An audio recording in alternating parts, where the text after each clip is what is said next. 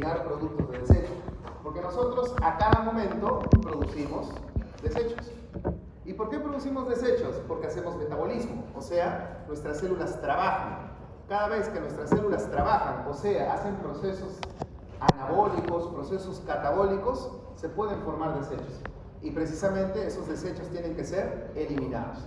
Así que lo primero que vamos a ver es cuáles son las funciones de los riñones, ¿sí? Porque no solamente tienen una función, realmente tienen muchas. La más importante, obviamente, ¿cuál es? ¿Cuál es la función más importante que habíamos mencionado? La función más importante es la de eliminar los productos de desecho. Esa es la función más importante del riñón. Eliminación de los productos metabólicos de desecho. ¿Por qué decimos productos metabólicos? Porque precisamente son desechos que se han formado al momento que la célula trabaja, o sea, al momento que la célula hace metabolismo. ¿Se entiende? Pero los riñones también tienen otras funciones. Por ejemplo, ¿qué otra función tiene el riñón? Puede regular algunos parámetros importantes de nuestro cuerpo humano. ¿Cómo lo ves, por ejemplo? La homeostasis del agua y de los electrolitos. ¿Se acuerdan sus clases de naturaleza 1? ¿Sí? ¿Se acuerdan cuáles eran los principales elementos del medio interno? ¿Cuáles eran los principales elementos del medio interno? Agua, ¿qué más? Agua, ¿qué más? Electrolitos, ¿qué más? El medio interno, ¿qué más tenía? Tenía una osmolaridad, ¿y qué más tenía? Tenía un pH, ¿cierto? Cuatro características que tiene el medio interno, 4 componentes, ¿sí? Agua, electrolitos, osmolaridad y pH. Precisamente lo que hacen los riñones es ayudar a la regulación del agua y de los electrolitos, ¿se entiende? Cuando nosotros tenemos una hiperingesta de agua, o sea, tomamos mucha agua, obviamente el riñón, ¿qué va a hacer? Va a eliminar mayor cantidad de agua, ¿cierto? Porque tenemos un exceso de agua. ¿Cuánto es la cantidad de agua que deberíamos tener nosotros en el cuerpo? A ver, en adultos, varones jóvenes, ¿cuánto es el porcentaje? ¿Cuánto? ¿Qué fue, chicos? ¿Su clase de naturaleza 1? Te lo traigo al doctor César Ivanovich Franco Quino. ¿Cuánto es el porcentaje de agua en un adulto joven? Varón, 60%. ¿Y en una mujer? 55, aproximadamente, ¿cierto? 55. ¿Quién se encarga de regular la cantidad de agua? Los riñones. Precisamente cuando un paciente tiene enfermedad renal, ¿cuál es una de sus características importantes? Que el paciente va a tener edema. ¿Por qué edema? Porque no puede regular bien su cantidad de agua. ¿Se entiende? ¿Qué es lo que más va a regular los riñones? Los electrolitos. ¿Cuáles son los principales electrolitos de la sangre, por ejemplo? O del medio interno. ¿Cuáles son los principales electrolitos? Sodio, ¿qué más? Cloro, por ejemplo, bicarbonato, ¿cierto? Pero también se va a regular potasio, ¿sí? Entonces, los riñones pueden regular también los electrolitos. Si hay una cantidad muy elevada de sodio en nuestro cuerpo, ¿qué es lo que va a hacer el riñón? Va a empezar a eliminar mayor cantidad de sodio por la orina. Y si tenemos poquito sodio, ¿qué va a hacer el riñón? ¿Va a eliminarlo o lo va a conservar? Lo va a conservar, va a promover la reabsorción de sodio. Entonces, ¿quién se encarga de regular agua? ¿Quién se encarga de regular electrolitos? Son los riñones. Gracias a los riñones, nuestro medio interno, ¿cómo va a estar? Va a estar estable. ¿Se entiende? ¿Sí? ¿Qué otra función tienen los riñones? Regular la presión arterial. Chicos, si un paciente se enferma de los riñones, tiene enfermedad renal crónica, por ejemplo, ese paciente va a ser hipertenso. ¿Por qué? Porque los riñones cumplen un papel importantísimo en la regulación de la presión, ¿sí? Los riñones liberan algunas hormonas. Su principal hormona es la renina. La renina es una hormona que libera el riñón que permite la regulación de la presión arterial. El riñón se enferma, no se liberan cantidades adecuadas de renina y vamos a tener problemas en el control de la presión. ¿Se entiende? Aparte, chicos, ¿el agua tiene que ver algo con la presión? ¿Tiene o no tiene que ver? Pregunta, ¿qué pasaría si el riñón se enferma y el paciente no puede miccionar una cantidad adecuada? Retiene mucha agua. ¿Esa agua dónde se va a ir? A los vasos sanguíneos. Y si tenemos mayor cantidad de agua en los vasos sanguíneos, va a haber mayor volumen sanguíneo. Y si hay mayor volumen sanguíneo, ¿qué va a pasar con la presión? La presión va a subir. ¿Se entiende? ¿Sí? Entonces, como estamos viendo, el riñón cumple un papel muy importante en la regulación también de la presión arterial. El tema de hoy día, ¿no? ¿El riñón participa o no participa en la regulación ácido-base?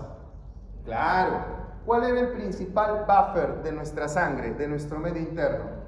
¿Cuál era el principal buffer? El bicarbonato. ¿Qué es lo que hace el riñón entonces? Conserva el bicarbonato. No deja que el bicarbonato se elimine por la orina. Y también el riñón empieza a secretar, a eliminar hidrógeno. ¿Se entiende? Y eso ayuda a poder regular nuestro pH. ¿Se entiende? ¿Qué otra función tiene el riñón? El riñón, aparte de estas funciones que estamos mencionando, también nos va a ayudar a la gluconeogénesis cuando estamos en eventos de ayuno.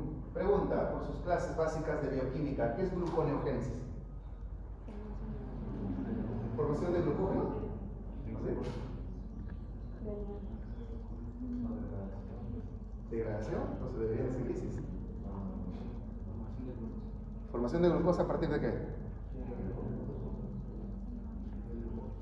De glucógeno. Entonces sería glucogenólisis. ¿Qué es la gluconeogénesis? Eso es bioquímica básica, chicos. ¿Qué es la gluconeogénesis? ¿Es la formación? Es la formación de glucosa a partir de otras moléculas, por ejemplo, aminoácidos. Claro, es la formación de glucosa a partir de otras moléculas que no son ¿qué cosa? Que no son carbohidratos, a partir de lípidos, a partir de aminoácidos, de proteínas, ¿cierto? Ahora, ¿eso en qué momento nuestro cuerpo lo hace?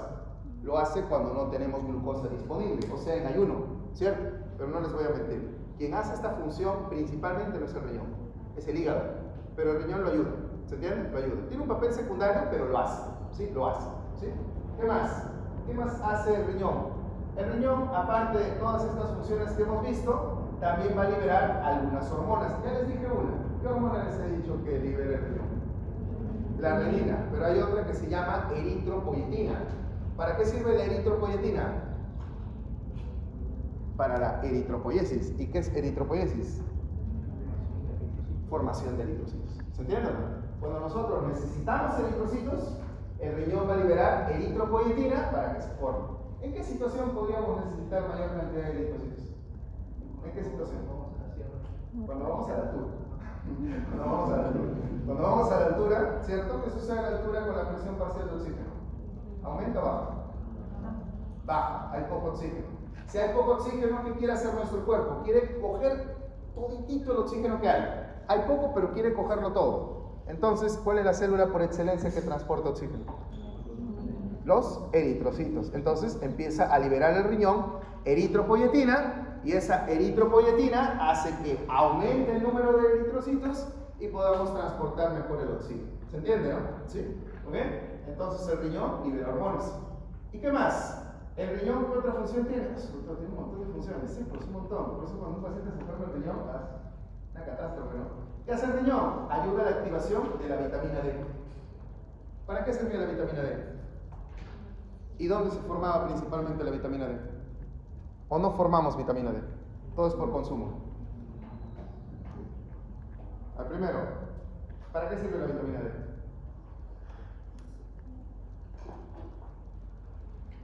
¿Qué fue, chicos? El que tiene sueño soy yo, no ustedes. ¿Qué fue? ¿Para qué sirve la vitamina D?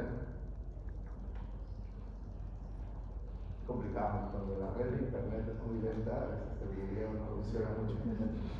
¿Para qué sirve la vitamina D? Para promover la absorción de calcio a nivel intestinal, para promover la reabsorción de calcio a nivel renal, ¿cierto? O sea, ¿qué es lo que está haciendo la vitamina D? Está aumentando nuestras cantidades de calcio y ese calcio va a poder ingresar correctamente a los huesos. ¿Se entiende o no? ¿Sí? Entonces, chicos, la vitamina D, para hacer todo eso que les he explicado, para aumentar la absorción de calcio intestinal, para aumentar la reabsorción de calcio a nivel de los riñones, lo que hace la vitamina D es que tiene que estar en su estado activo. ¿Cuál es su estado activo? El calcitriol. Pero díganme, ¿nuestro cuerpo es capaz de formar vitamina D? ¿O la vitamina D tiene que ser ingestada nada más por los alimentos? ¿Podemos formarlo o no? Claro. ¿Y cómo lo formamos?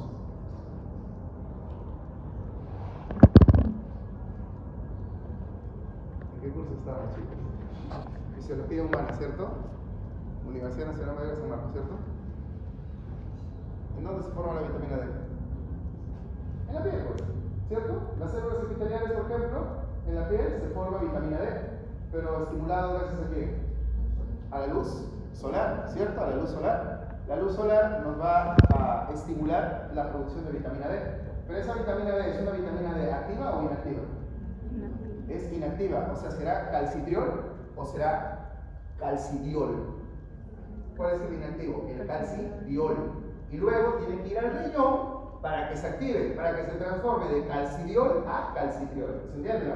¿Sí? Y así recién nuestros huesitos van a vivir felices. ¿Sí? Muy bien. ¿Y cuál sería una última función? Que eso lo van a ver el próximo semestre, ¿cierto? Dios mediante. Eliminación de medicamentos. El principal órgano que elimina medicamentos en nuestro cuerpo son los riñones. ¿Sí? También el hígado, pero principalmente son los riñones. Entonces miren cuántas funciones tiene el riñón. Pregunto, chicos, si un paciente se enferma del riñón, ¿qué le va a pasar? ¿Qué puedo encontrar yo en un paciente con insuficiencia renal crónica o con enfermedad renal crónica? ¿Qué puedo encontrar? A ver, pregunta. Si el paciente se enferma, ¿podrá tener un correcto equilibrio del agua? Entonces, ¿cómo va a estar el paciente? Con edema, ¿cierto? ¿El paciente va a tener una buena presión arterial? No, el paciente con enfermedad renal lo voy a encontrar hipertenso. Pregunta, ¿este paciente va a poder liberar correctamente eritropoyetina? No, entonces el paciente va a tener anemia. ¿Se entiende o no? Ya hay algo que no les dije. Hay otra hormona que también libera el riñón, que es la trombopoyetina. ¿Para qué sirve la trombopoyetina? Para formar plaquetas.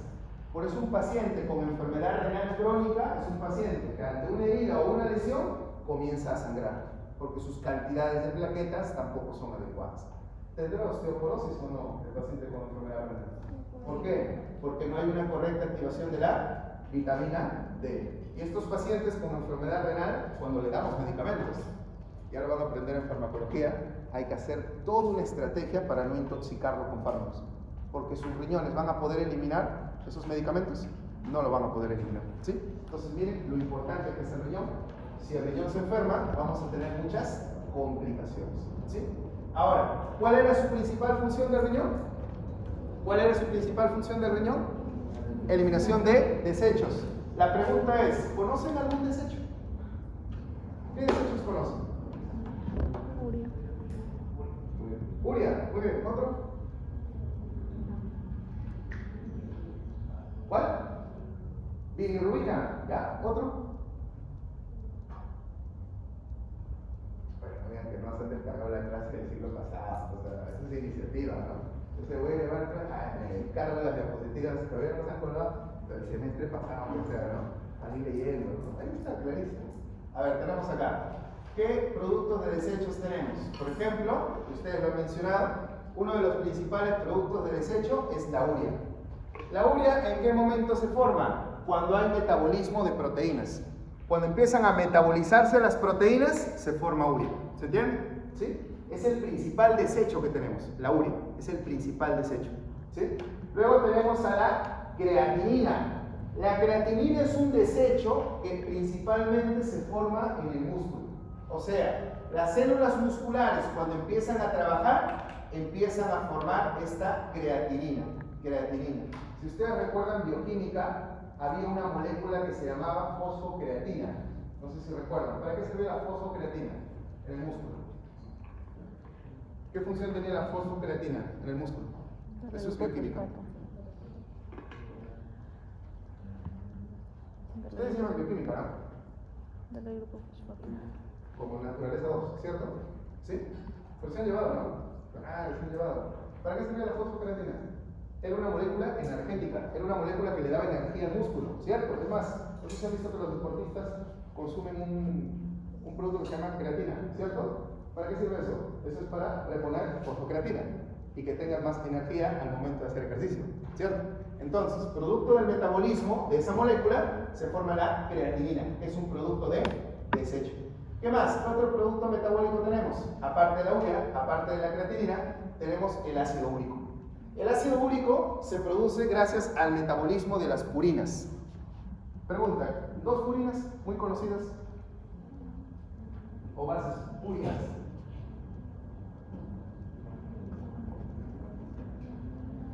Pérez y Marcos, Pitágoras y Trígono.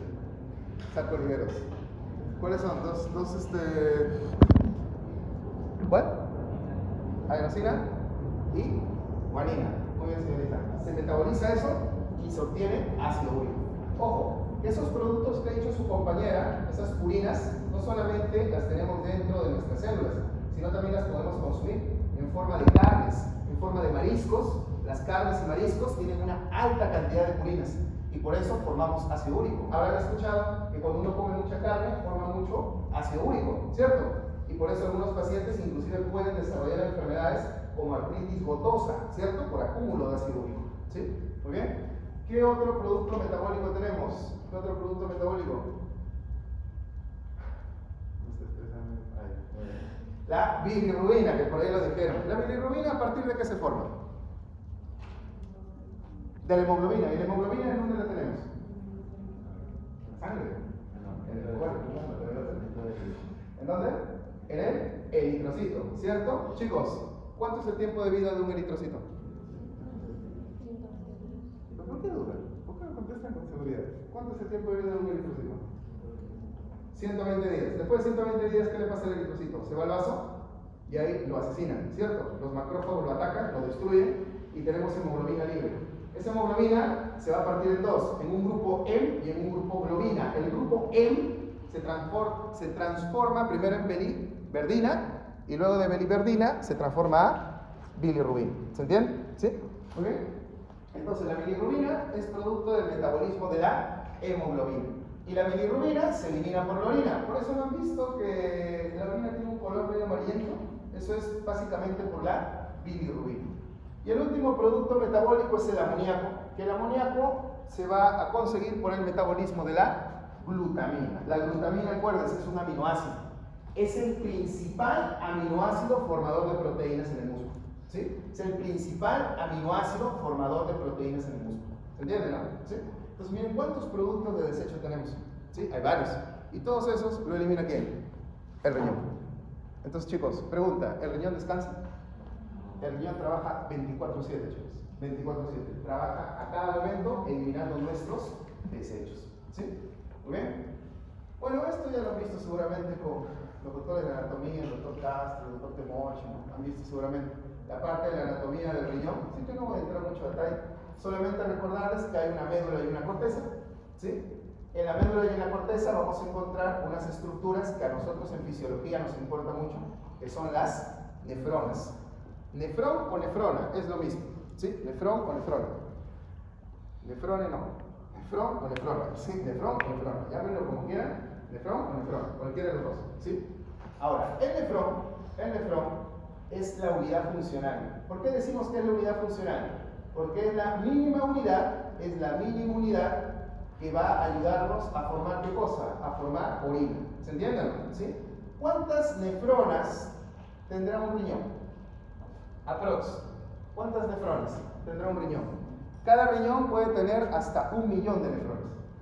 ¿Se entiende? Es un montón. ¿Sí? Es un montón. Y cada una de esas nefronas ayuda a la formación de orina. ¿Sí? Ayuda a la formación de orina. ¿Muy bien? Ahora, y esta es la nefrona. ¿Se acuerdan que lo vimos hace un ratito así chiquitito? Ahora lo vemos en grande. Vamos a ver, ¿cuáles son las estructuras de una nefrona o de un nefrón? ¿Cuáles son las estructuras? Primero, el corpúsculo renal. El corpúsculo renal, chicos, es esto de acá. Corpúsculo renal. Que está formado por un enmarañado de vasos sanguíneos, que vamos a llamarlo glomérulo, y una cápsula que se llama cápsula de Walker. ¿Se entiende, no? Sí. Ese es el corpúsculo renal. Después vamos a ver para qué sirve eso. ¿Qué más? Tenemos el túbulo contorneado proximal. ¿Por qué se le llama túbulo contorneado? Porque está formando como curvas. ¿Se dan cuenta o no? ¿Y por qué proximal? Porque está cerquita al corpúsculo renal. Está cerquita. Túbulo contorneado proximal. ¿Se entiende? Luego viene una estructura en forma de una asa de jarra, si se dan cuenta. Una asa, ¿sí? Y a esa estructura la vamos a llamar precisamente asa de Henle, ¿sí? El asa de Henle. El asa de Henle, entonces, es una estructura en la cual nosotros vemos tiene una porción descendente y tiene una porción ascendente. Cada una de esas porciones tiene funciones diferentes, por eso hacemos la distinción. Hay una porción descendente y hay una porción ascendente. ¿Qué más tenemos? Aparte del asa de Henle, vamos a tener un túbulo que también empieza a doblarse, miren, empieza a doblarse, o sea, es contorneado, pero ya no está cerquita al corpúsculo, está más lejos. Por eso se le llama túbulo contorneado distal, ¿sí? Túbulo contorneado distal. Y luego viene una estructura que ya es la que contiene la última orina, ya la que se va a ir, ¿cierto? Ese es el túbulo colector, ¿sí? El túbulo colector. Entonces, chicos, esas son las estructuras o las partes de una nefrona. Corpúsculo renal, que está formado por el glomérulo, que es un enmarañado de vasos sanguíneos, más la cápsula de Bottom. Luego tenemos el túbulo contorneado proximal, el asa de Henle, el túbulo contorneado distal, y por último, el que ya contiene la última orina, la que ya se va a eliminar, es el túbulo colector. ¿Se entiende, chicos? ¿Sí? Entonces, vamos a ver cuál es la función de cada una de esas estructuras en las siguientes diapositivas. ¿Hasta acá? ¿Habrá alguna pregunta? ¿Todo está claro? ¿Sí? Muy bien. A ver, chicos, les pregunto yo algo entonces. ¿Cuáles son los procesos que hace el riñón, o en este caso, el nefrón, para poder formar orina? A ver, primero, ¿qué idea tienen ustedes de la orina? O sea, ¿cuál es la función de la orina? La orina es un líquido que se está llevando ¿qué cosas? ¿Cosas que me sirven o cosas que no me sirven? Cosas que no me sirven, ¿cierto? Pero ¿de dónde saca esos desechos? Esas cosas que no me sirven. ¿De dónde los saca? De la sangre, ¿cierto? Entonces, si partimos de ese principio, tendría que venir un vaso sanguíneo a la nefrona, ¿cierto o no? Trayendo ¿qué cosa? Trayendo sus desechos. ¿Y qué tendría que hacer la nefrona? ¿Qué tendría que hacer? Tendría que coger esos desechos y colocarlos en los túbulos. Porque ¿dónde se está formando la orina? En los túbulos, ¿se entiende? Entonces, ese primer proceso que lo acabamos de explicar, ese primer proceso, nosotros lo vamos a llamar filtración glomerular. ¿Qué era el glomérulo? Era un enmarañado ¿de qué? De vasos sanguíneos, ¿cierto? Y esos vasos sanguíneos están trayendo la sangre contaminada, por así decirlo. La sangre que tiene los desechos, ¿se entiende o no? Y esos desechos tienen que ser filtrados, tienen que ser llevados ¿a dónde? A los tubos. ¿Se entiende o no? ¿Cómo se llama ese proceso? Filtración glomerular. Pero la filtración glomerular tiene un gran problema. Tiene un gran problema. La filtración, chicos, es recontra mala. O sea, ¿cuál es la intención del corpúsculo renal? ¿Cuál es la intención? Coger los desechos y llevarlos ¿a dónde? A los túbulos, ¿cierto? Porque los túbulos, ¿qué se está formando? ¿Qué está formando los túbulos? La orina. La orina, ¿cierto? Pero pregunta, ¿qué se debería llevar al túbulo? ¿Cosas que sirven o cosas que no sirven? Que no sirve. Cosas que no sirven. ¿Pero qué creen que sucede en el filtrado? ¿Qué creen que sucede? Todo se va al túbulo, todo. Hay una glucosa, anda al túbulo. Viene un sodio, está al túbulo, ¿no? O sea, todo se va al túbulo. ¿Qué es lo único que no puede entrar al túbulo? Moléculas muy grandes, por ejemplo, albúmina, proteínas o células, ¿no? Que son grandes. Pero ¿qué son más al túbulo? El bicarbonato, ¿qué creen que va a pasar? ¿Bicarbonato pasa por ahí? Está al túbulo, ¿cierto? Pregunta, entonces, si la formación de orina solamente fuera filtración glomerular, cuando vamos al baño miccional, ¿qué eliminaríamos? Glucosas, aminoácidos, bicarbonatos, sodio, literalmente expulsaríamos la vida, ¿cierto o no? ¿Por qué? Porque esos son los componentes más importantes de nuestro medio interno. Pero, afortunadamente, hay un segundo proceso que se llama reabsorción tubular. ¿Qué es la reabsorción tubular? La reabsorción tubular es un proceso por el cual lo que sirve es regresado ¿a dónde? A la sangre. ¿Se entiende? Menos mal existe esto, ¿no? Es el proceso por el cual lo que sirve, o sea, los nutrientes, el bicarbonato, el sodio, qué sé yo, regresa a la sangre. ¿Se entiende o no? Menos mal existe este proceso, reabsorción tubular. ¿Sí? Ahora, les cuento otra cosa. Hay algunos desechos que se creen vivos que evitan al glomérulo, o sea, evitan al corpúsculo renal y se van, o sea, no son filtrados y están viajando por nuestro cuerpo. La pregunta es, ¿esos desechos que no han sido filtrados, que están viajando por nuestro cuerpo, deberían ser eliminados o no? Y afortunadamente hay un tercer proceso en el cual se detecta a las moléculas, que no se filtraron para ser eliminadas, para regresarlas ¿a dónde? Al túbulo. ¿Cómo se llama ese proceso? secreción tubular. Entonces, chicos, ¿me ayudan con el sentido? A ver, la reabsorción tubular, ¿de dónde a dónde van las moléculas? ¿De dónde a dónde? Del túbulo de la sangre. A los vasos sanguíneos. ¿Y en la secreción tubular, de dónde a dónde van? ¿De los vasos a dónde? Al túbulo. ¿Se entiende, no? ¿Sí?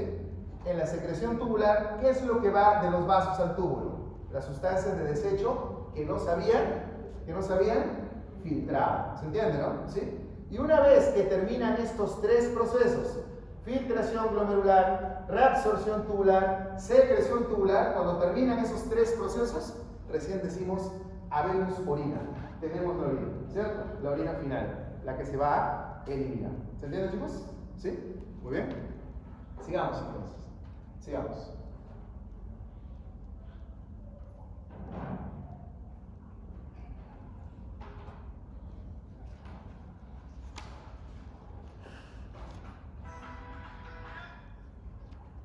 A ver, vamos a ver qué es lo que sucede en cada una de las estructuras de la nefrona. ¿Ya? Primero, en el corpúsculo renal. ¿Qué proceso se desarrollaba en el corpúsculo renal? ¿Se acuerdan, chicos? ¿Qué proceso se desarrollaba en el corpúsculo renal? La filtración glomerular. Pregunta, ¿la filtración glomerular era un proceso selectivo o no selectivo? No selectivo, porque prácticamente todo lo que podía pasar se iba al túbulo, ¿cierto? ¿Qué es lo único que no se filtraba? Moléculas grandes como albúmina, ¿qué más? Algunos desechos, proteínas, bueno, la albúmina es una proteína, ¿cierto? Las células, bueno, no pueden filtrarse, ¿no? ¿Sí? Es más, cuando un paciente tiene enfermedad renal y empieza a desarrollar hematuria, o sea, micciona sangre, ¿eso es bueno o malo? Malo, ¿no? Porque supuestamente los eritrocitos no deberían ser filtrados, ¿cierto? Muy bien. ¿Qué más? ¿Qué más sucede en el corpúsculo renal? ¿Qué más sucede? En el corpúsculo renal, nosotros vamos a ver que se empieza a formar la primera orina. ¿Cómo llamamos esa primera orina? Esa primera orina, esa inicial, no la llamamos orina. ¿Cómo la llamamos? La llamamos filtrado, ¿cierto? O sea, cuando hablamos filtrado, ¿a qué nos estamos refiriendo? A lo que se está literalmente filtrando en el corpúsculo. Pero una pregunta, ¿el filtrado contiene solo desechos? ¿Qué contiene el filtrado? Todo, ¿no? Desechos, glucosa, bicarbonato, todo, ¿cierto? Pero esa primera orina que se está formando, por así decirlo, nosotros lo vamos a llamar filtrado, ¿cierto? Filtrado. El contenido del filtrado es muy parecido al plasma. Obviamente, pues, tiene todo de plasma. Tiene sodio, tiene bicarbonato. ¿Qué es lo único que no tiene? Proteínas, ¿no? Proteínas, pero casi se parece mucho al plasma. ¿Qué más? ¿Qué más? ¿Qué más? ¿Qué más? La tasa de filtración glomerular es en promedio entre 90 a 125 mililitros por minuto. ¿Qué significa ese dato, chicos? ¿Qué significa? ¿Qué significa? Que cada minuto, ¿cuánto de sangre se filtra? ¿Cuánto de sangre se filtra? Entre 90 a 125 mililitros. ¿Se entiende? ¿Para qué me servirá a mí este dato? ¿Para qué creen que me servirá este dato? Primero, para ver si el paciente, sus riñones están sanos. ¿Qué pasaría si un paciente tiene un filtrado de 50 mililitros por minuto? ¿Qué significa? ¿Está filtrando bien? Probablemente ese riñón, muy probablemente está enfermo, ¿cierto? Se dice, chicos, que cuando hay un filtrado menor a 60, ya el riñón tiene daños irreversibles, ¿sí? Cuando un riñón filtra menos de 60, se considera que el daño que tiene el riñón es irreversible. Pero si es por arriba de 60, puede ser que esté enfermo, pero si damos un tratamiento, el riñón puede recuperarse. ¿Se entiende o no se entiende? Los daños son reversibles. ¿Se entiende o no se entiende eso, chicos? Entonces, ¿cuál es el filtrado normal?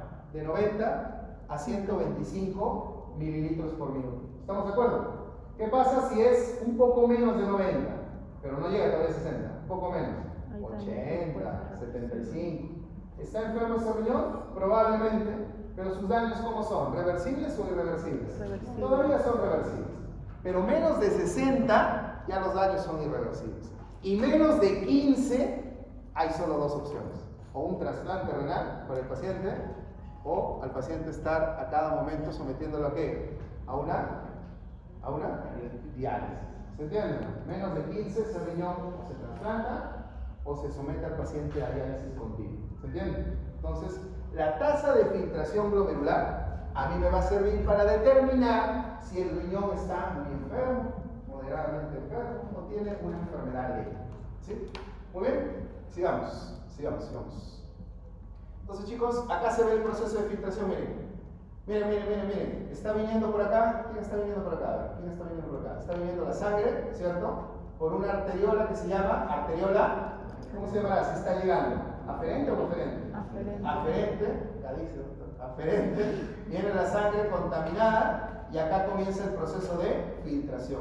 Supuestamente, ¿qué tendría que filtrarse? ¿Qué tendría que llegar a los túbulos? Solamente los desechos. Pero ya hemos visto que el proceso de filtración, ¿cómo es? ¿Selectivo o no selectivo? No selectivo, así que muchas moléculas que a mí me sirven van a terminar acá en el filtrado. ¿Se entiende? ¿Sí? Muy bien. Afortunadamente, acá podemos ver, miren, el segundo proceso. ¿Cuál era el segundo proceso?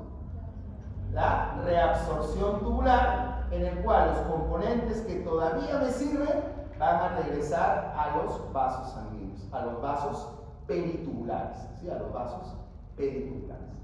Muy bien, entonces ya aprendimos la filtración, el valor normal entre 90 a 125 mililitros por minuto.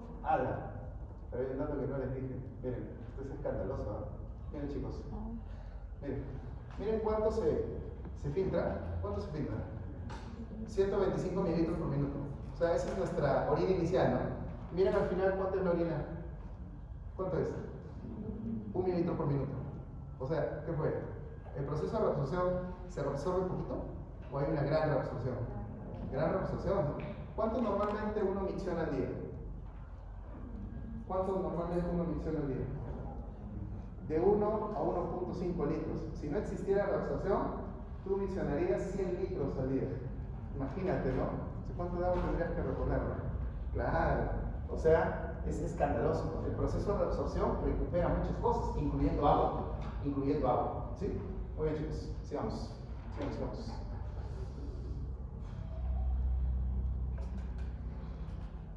A ver, ¿qué enfermedades o condiciones podrían disminuir tu filtración glomerular? ¿Qué enfermedades? Una muy conocida es la diabetes. Saben que cuando un paciente es diabético, ¿cuál es uno de sus órganos que más afecta? Los riñones, ¿cierto?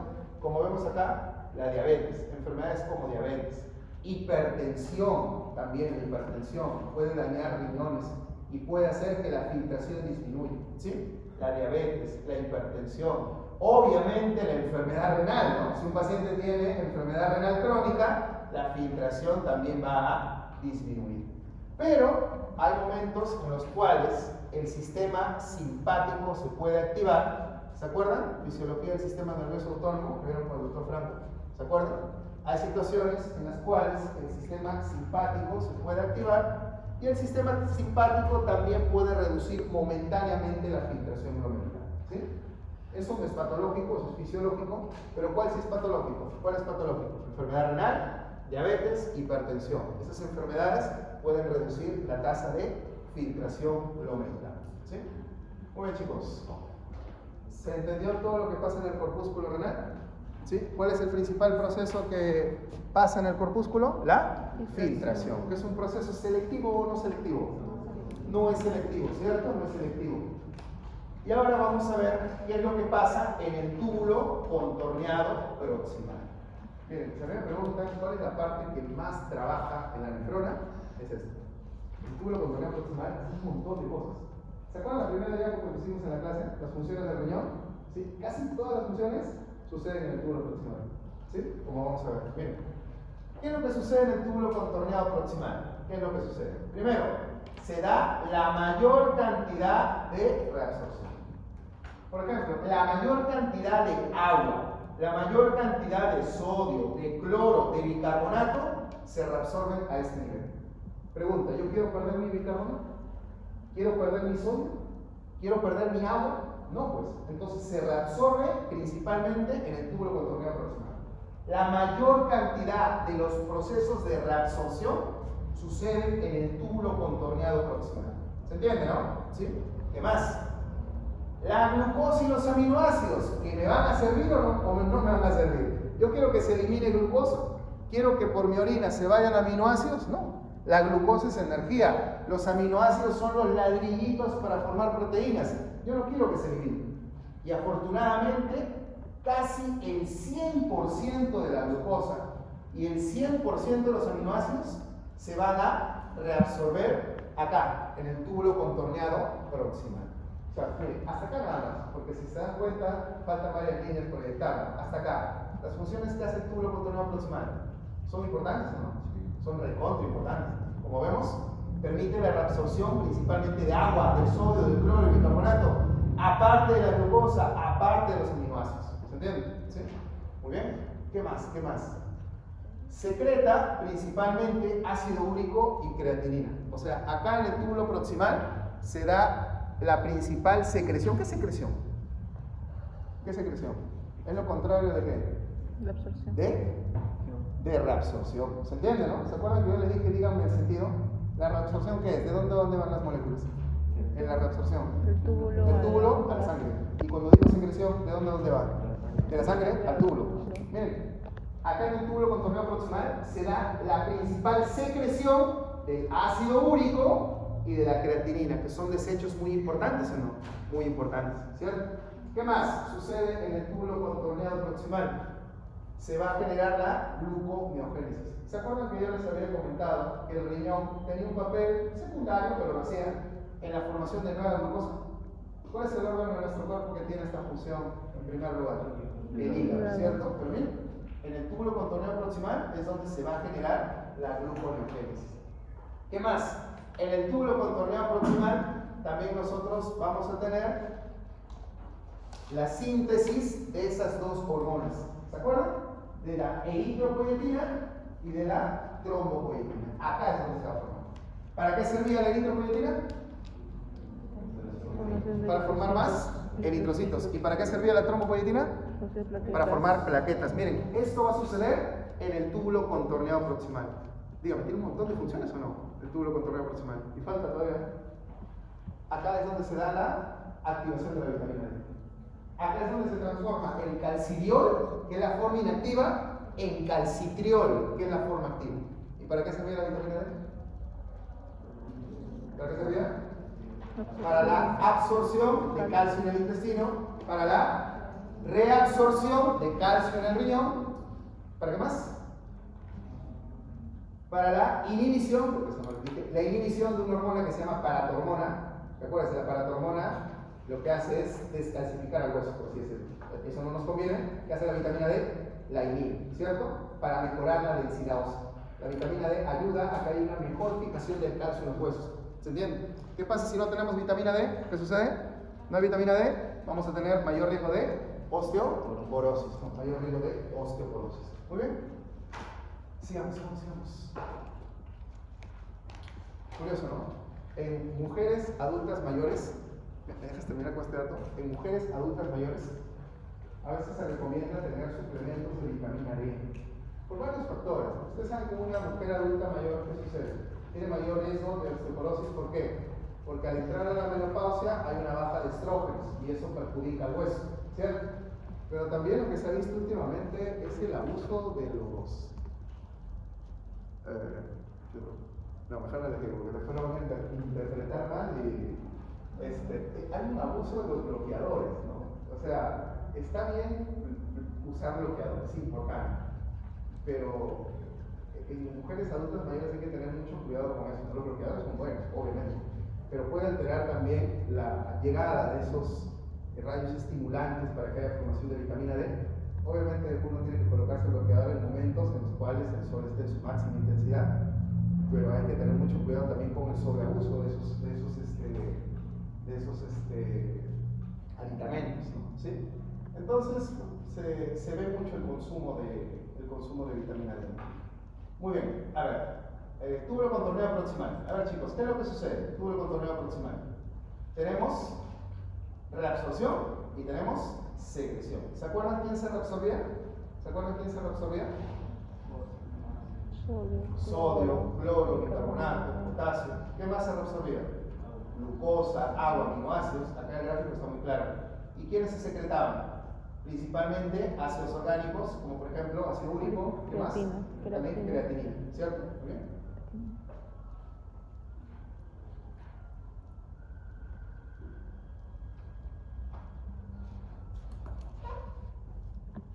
A ver, chicos.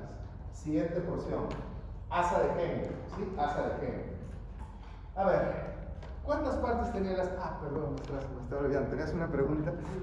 ¿Por qué la Eritropoyetina. y la tropopoyetina se dan se producen en la nefrona y no en otra parte del cuerpo? ¿Cómo? O sea, ¿por qué estas dos hormonas se producen en la nefrona y no en otra parte del cuerpo? Ah, lo que pasa es que eso es por células especializadas. Por ejemplo, la eritropoyetina es una hormona que se va a producir. A ver, yo tengo acá el túbulo contorneado proximal, ¿no? ¿Sí? El túbulo contorneado proximal está formado por células epiteliales, ¿cierto o no? ¿Sí? Pero alrededor del túbulo, dígame, ¿hay o no hay intersticio? ¿Hay o no hay tejido conectivo? ¿Sí? ¿Y cuál es la principal célula del tejido conectivo? Por sus clases de histo. ¿Cuál es la principal célula del tejido conectivo? Los fibroblastos, ¿cierto? Por ejemplo, las células epiteliales del túbulo están especializadas para formar trombopoietina. Las células epiteliales del túbulo proximal, ¿no? Este es un tubo, está formado por células epiteliales. Por células, está especializada para formar trombopoietina. Mientras que los fibroblastos que están rodeando el túbulo, los fibroblastos, son fibroblastos especializados que pueden formar eritropoietina, pero solo en esas partes del tubo, en este caso en el túbulo proximal. ¿Sí?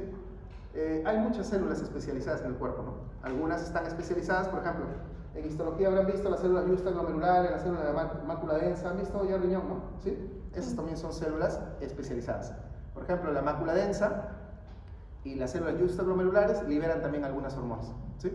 Entonces, cada célula puede especializarse para liberar un componente. En este caso, las células de los fibroblastos peritubulares están entrenadas para formar eritropoietina, mientras que las células epiteliales de los túbulos están especializadas en formar trombopoietina. Por ejemplo, esas dos hormonas, ¿sí? A ese nivel, a nivel del túbulo proximal. Muy bien, pasemos al siguiente, asa de Henle. Asa de Henle, ¿sí? Asa de Henle. ¿Qué tenemos como asa de Henle? Vamos a ver. ¿Se acuerdan que teníamos dos porciones?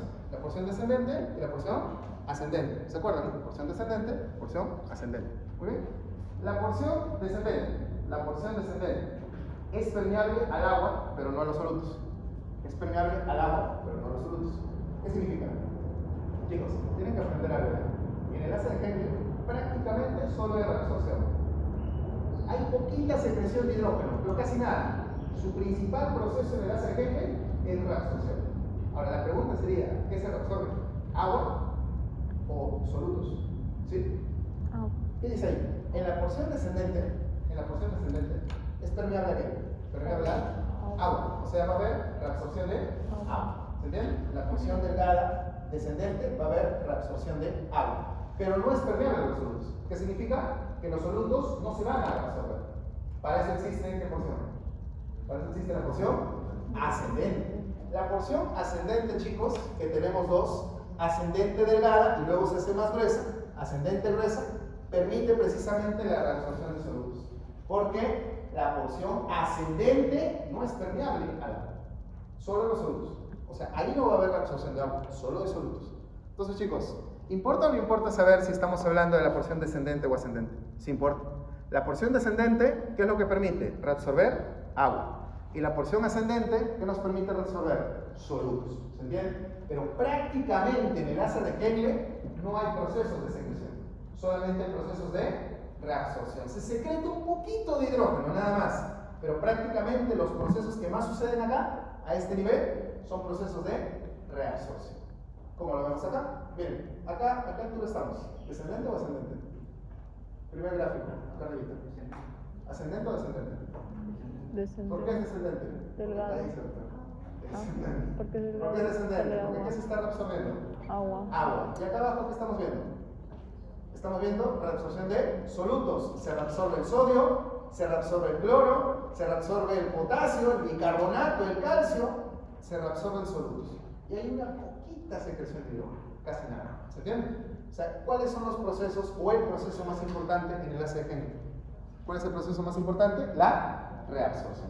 En cambio, en el túbulo proximal, ¿qué había? Había reabsorción y también había secreción. Había ambos procesos. ¿Sí? Muy bien. Pasemos a la siguiente estructura. ¿Qué dice ahí? ¿Qué dice ahí? Túbulo contorneado distal, ¿pero qué porción? La porción inicial. A ver, chicos. Al túbulo contorneado distal, lo vamos a dividir en dos porciones. La porción inicial y la porción terminal o final. ¿Se entiende? ¿Sí? ¿Qué es lo que sucede en la porción inicial del túbulo distal. ¿Qué es lo que pasa? En esta porción vamos a ver que hay reabsorción de sodio, reabsorción de cloro. ¿Qué más? Vamos a ver que esta porción de acá, díganme, esta porción es la que le sigue al asa de Henle, ¿no? ¿A qué porción del asa de Henle le sigue? ¿Y la ascendente era permeable al agua o a los solutos? A los solutos, ya, esta se copia. Como es la que le sigue, todavía conserva eso. Por eso acá dice, es impermeable al agua. O sea, básicamente en la porción distal inicial tiene un parecido con el asa de Henle ascendente. ¿Se entiende, no? Entonces, no va a haber reabsorción de agua, sigue siendo impermeable al agua, pero sí va a haber reabsorción de solutos. Y curiosamente, los solutos más importantes del medio interno. ¿Cuáles serán los solutos más importantes del medio interno? Sodio y cloro. Sí, sodio y cloro. ¿Qué más? ¿Qué más hay acá?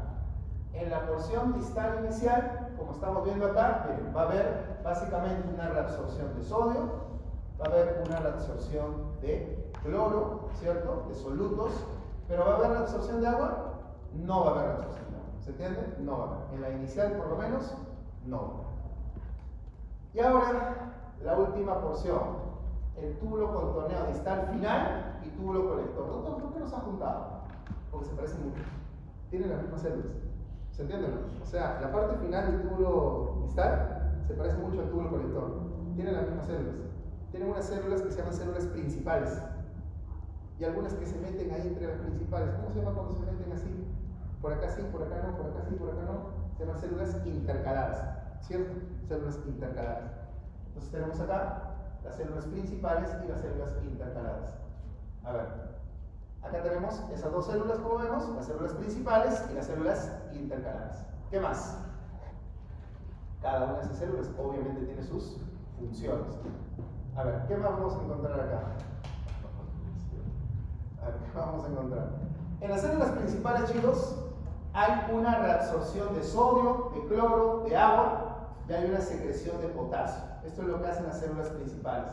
Reabsorben los principales electrolitos del medio interno, el sodio y el cloro, reabsorben absorben agua y van a secretar potasio. Pregunta, ¿el potasio es un electrolito abundante en el medio interno?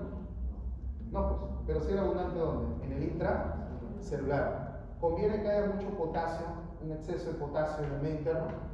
¿Quién sufre con un exceso de potasio? ¿Qué órgano de nuestro cuerpo sufre cuando hay un exceso de potasio? ¿Qué órgano se enferma? Pobre sapo, ¿no? El pobre sapo lo han sacrificado por gusto, no ha aprendido de eso. ¿Qué órgano se perjudica cuando hay un exceso de potasio? El corazón, pues no se acuerdan del corazón del sapito cuando le colocaron cloruro de potasio, ¿se acuerdan o no? El corazón. En cambio, ante un exceso de sodio, ¿quién sufre? ¿Quién es? El sistema nervioso. ¿Se entiende? Un exceso de sodio puede hacer que sufra el sistema nervioso. El paciente desarrolla neuropatías. Un exceso de potasio hace que haya cardiopatías. ¿Se entiende? Por eso los electrolitos tienen que ser bien regulados, porque si no, o desarrollamos enfermedad cardíaca o desarrollamos enfermedad neuronal. ¿Sí? Entonces, el potasio se tiene que secretar. ¿Sí? Se tiene que secretar. Cantidades adecuadas. Tampoco es malo que se vaya todo el potasio, ¿no? Tenemos que conservar un poco de potasio. Las células intercaladas hacen eso. Bien, a ver chicos, vamos a ver si me entienden. ¿Qué hace la principal? Absorbe sodio, ¿qué más? ¿Qué más? Sodio, ¿qué más? Cloro, ¿qué más? Agua. Y el potasio, potasio. Pero lo expulsa en exceso. Entonces la intercalada, ¿qué hace? Oye, un ratito, ¿no? O sea, ha botado mucho potasio, vamos a recoger un poquito. ¿Qué es lo que hace la intercalada? Reabsorbe un poquito de potasio, ¿sí? Porque tampoco es malo quedarnos sin nada de potasio. Pero en su lugar, ¿qué es lo que hace? Empieza a secretar hidrógeno. Ese sí se tiene que ir. ¿Qué pasa si acumulamos hidrógenos? Ahí entramos en un estado de alcalosis o acidosis. Acidosis, y eso es peligroso. Y esas son las funciones de las células principales y las células intercaladas. Como vemos acá, en el túbulo distal y en el túbulo colector, vamos a ver que hay una reabsorción de sodio, reabsorción de cloro, calcio, de electrolitos, de solutos. ¿Cierto? Como vemos acá, y también hay una secreción de hidrógeno y una secreción de potasio.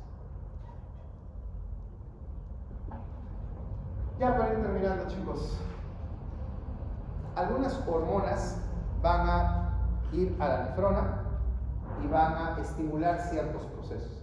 Por ejemplo, miren esta hormona de acá. Miren. ¿Cómo se llama? Angiotensina 2. ¿Qué es lo que hace la angiotensina 2? Se los escribí acá porque ahí es un poco confuso. ¿Qué hace la angiotensina 2? La angiotensina 2 va a promover la reabsorción de sodio y va a promover la secreción de hidrógeno. Cuando nosotros tenemos en el cuerpo demasiada cantidad de sodio, ¿por qué podríamos tener demasiada cantidad de sodio? Esas personas que comen ya mucha sal, ¿no? Tienen demasiada sal en el cuerpo, ¿qué hormona se libera? Angiotensina 2. Y la angiotensina 2, ¿qué es lo que hace? Promueve, al revés, cuando no comemos mucho sodio, ¿qué necesitamos? Necesitamos capturar el sodio, ¿cierto? Cuando las personas tienen una hipoingesta, o sea, consumen poca sal, necesitamos sodio. Entonces, ¿qué es lo que hace la angiotensina 2?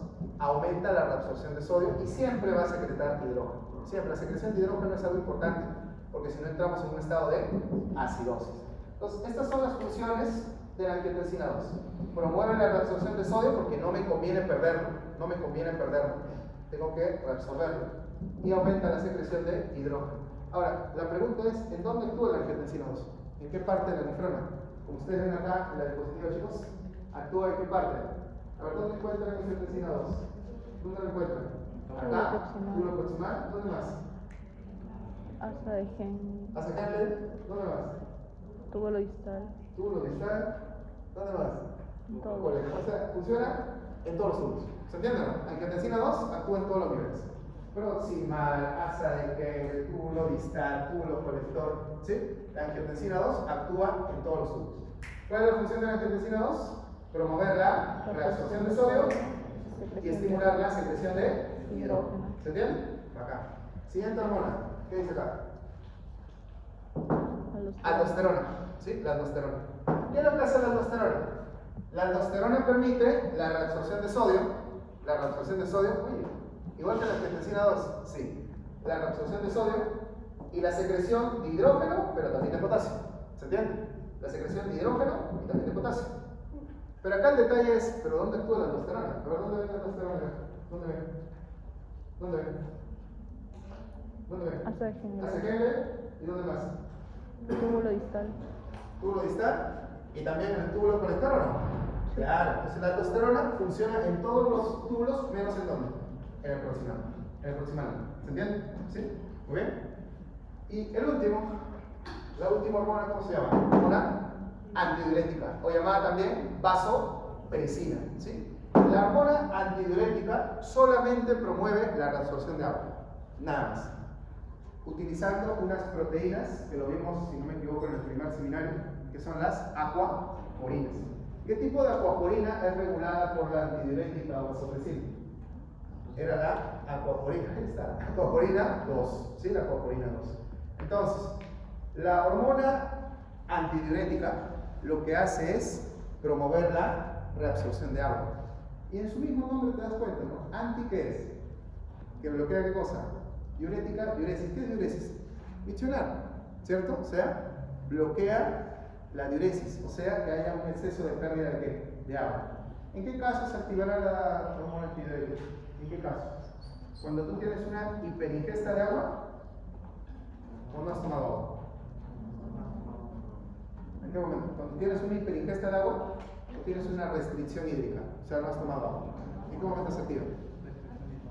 Cuando hay una restricción. ¿Se entiende? Porque como no estás tomando agua, ¿qué sucede? ¿Te conviene perder agua en la orina?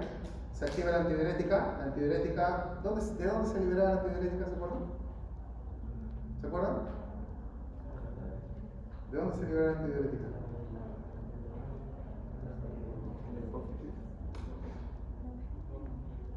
Pero con fuerza, con valor. ¿No? ¿De dónde se libera la antidiurética? Neurohipófisis, ¿cierto? De la neurohipófisis, ¿cierto? Eso se libera cuando tú no tomas agua. Cuando tienes restricción de agua, se libera, ¿sí? Por eso, y hay algunos medicamentos y algunas sustancias que la bloquean. Por ejemplo, una de las más conocidas, ¿cuál es? El alcohol. ¿Se han dado cuenta que cuando una persona toma, obviamente ustedes no lo hacen, ¿no? Habrán visto a las otras personas cuando beben, que a cada momento van al baño a miccionar? ¿Y eso por qué? Porque el alcohol, no se miren acá. Porque el alcohol, ¿qué es lo que hace? Bloquea la antidiurética, y al bloquear la antidiurética te pierdes agua, ¿sí? Da risa, ¿no? Que una persona que toma una cerveza, quiero hidratarme, pero realmente te estás deshidratando, ¿cierto? ¿Por qué? Porque estás estimulando la pérdida de agua. ¿Se entiende? ¿Sí? Se bloquea la antidiurética.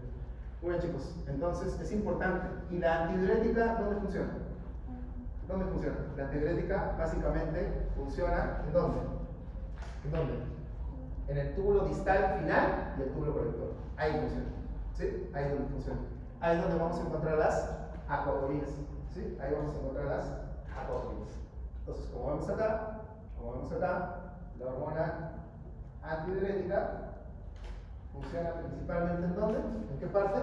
En el túbulo distal final y el túbulo colector. ¿Sí? Ahí es donde vamos a encontrar las acuaporinas. ¿De qué tipo? 2. De tipo 2. Acuaporinas de tipo 2. ¿Qué tal? ¿Difícil? Hay que repasarlo. Una leidita nada más. Porque nos pueden tocar pacientes con enfermedad renal. Por ejemplo, este es un artículo muy interesante. Lo que sucede en un paciente con enfermedad renal crónica va a tener hiposalivación. A ver, ¿quién me explica? ¿Por qué un paciente con enfermedad renal crónica tiene hiposalivación? Después de todo lo que hemos visto, ¿quién me explica por qué un paciente? Estamos hablando de la boca. Ustedes son odontólogos. Paciente con antecedente de enfermedad renal crónica tiene hiposalivación, o sea, su saliva es muy escasa. Serostomía. Porque el riñón, ¿para qué sirve? Para regular el agua, ¿no? Y cuando hay una enfermedad renal, el agua va a estar recontra mal distribuida en el cuerpo. Vamos a tener edemas, pero en zonas de nuestro cuerpo, como por ejemplo en la boca, vamos a tener boca seca. ¿Se entiende? A ver, ¿qué otra cosa más encontramos en un paciente con enfermedad renal crónica? Bueno, caries dental, ¿por qué creen? ¿Por qué? ¿Por qué? Claro, porque la saliva cumple un papel de limpieza en la boca, ¿no? ¿Cómo se llama el proceso por el cual la saliva limpia la boca? Que los pequeños detritus de alimentos que está en la saliva los remueve y los lleva al tubo digestivo. ¿Cómo se llama? ¿Por qué hace eso la saliva? Tú te lavas los dientes, genial, pero hay detritus de alimentos y tu saliva lo mueve y lo lleva a tu esófago, o sea, lo lleva a tu tubo digestivo. ¿Cómo se llama ese proceso por el cual la saliva limpia la boca? Se llama autoclisis. Autoclisis, ¿sí? Autoclisis. O sea, al no haber una correcta autoclisis, vamos a tener caries dental, enfermedad periodontal. Aparte, si tenemos un paciente con enfermedad renal crónica, va a tener buena cantidad de eritrocitos, va a tener buena cantidad de plaquetas, ¿no? Y eso también puede modificar un poco al sistema inmunológico, ¿cierto? ¿Qué más? ¿Qué más? A ver, bueno, básicamente eso. ¿Y tendrá sangrado o no? Ya les dije la respuesta. ¿Por qué tendrá sangrado? El paciente, sangrado oral. Por falta de plaquetas. ¿Se entiende, no? Sí, falta de plaquetas. Muy chicos, entonces hay que estar preparados. Estos pacientes nos pueden llegar y tenemos que ver las complicaciones que pueden presentarse en nuestro tratamiento dental. ¿Qué tal? ¿Difícil? Sí. Bueno chicos, nos vemos en la práctica.